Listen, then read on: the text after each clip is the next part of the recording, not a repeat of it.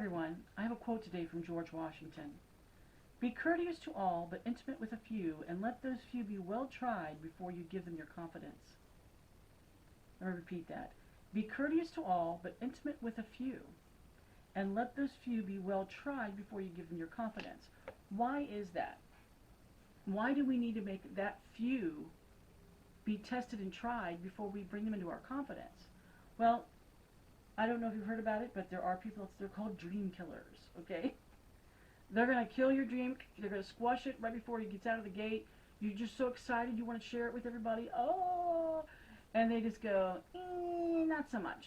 Or they get involved in your personal relationship that you may have with your spouse, and they give you unsolicited advice. They give you things that really have nothing to do with you and your mate, but they want to talk to you about it, and it drags you down. It pulls things. They're gossips. There are people who go out there and they tell everything. And I'll give a perfect example of that. Years ago, my mom got remarried, and when she did, her husband always wanted a Corvette.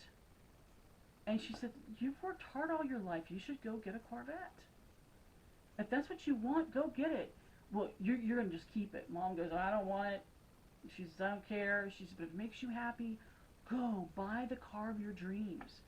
You've earned it. I wanted to support you in it." Well, she was living in a small town, and the head postmistress said, "I noticed that when the two of you got married that a Corvette showed up. Was that his wedding gift to you?" Now, my mom knew that this person was the town gossip. They just were. And she looked at this person and said, "No, I told him that if that's what he wanted, that was his heart's desire, to go get it. I don't want it. I don't drive around in it. It's his toy. It's what he worked very hard all his life for. I want him to have that desire." She says, "Really?" And my mom said, "Yeah, really." Well, Mom didn't think any more about it. Several months passes, and she's at this event that they were holding in the community for a certain group of people who had worked in the fields. The farmers and the farmers' families and the people who worked the fields, that they usually do something at least once a year, just recognizing all their hard work. And this man walked up to my mother and says, "Are you so-and-so?" And she said yes. And he picks her up and he whirls her around. And she's like, "Oh my goodness." And he sets her down and he goes, "I just want to say thank you." My mom said, "For what?" She's never seen this man before in her life, right? He goes, "That you told your husband that he should have what he wanted. That he should have that." That meant a lot to me. And a lot of other men in this community who work really hard. Mom says, "Well, you do. You work very hard." I said, "Well, what does that have to do with telling just a few people?" Well, if you know who you're talking to and you want them in your inner circle, you don't have a gossip in your inner circle, okay? And if you do, be very, very careful what you say, how you say it, when you say it, if you should say anything at all. But in regards to that, not everybody has a gossip in their group.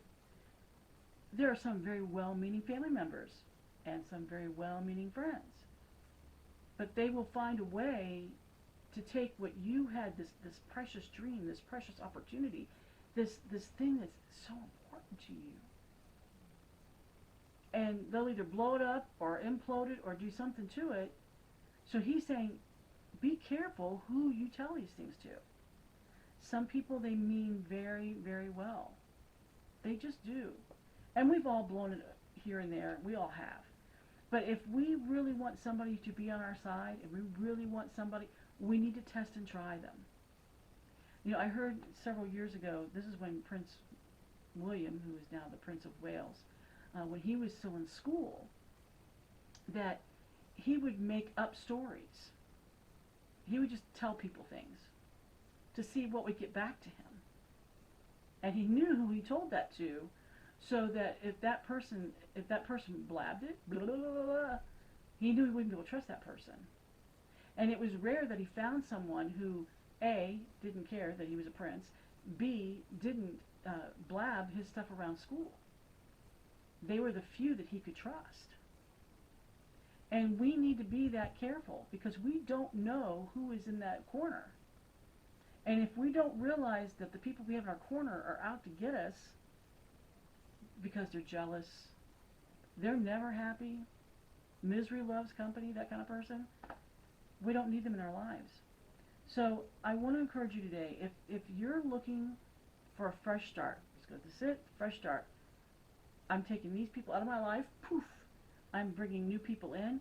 Test and try them before you share your dreams, your hopes, your insecurities, your everything that you're dealing with.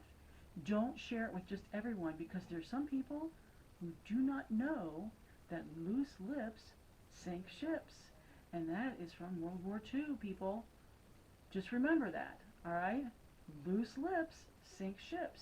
And that could be anything. That could be whatever you're working towards. But I do appreciate you today. Thank you so much for coming and joining us. We look forward to seeing you soon. Until next time, have a wonderful day. Bye-bye.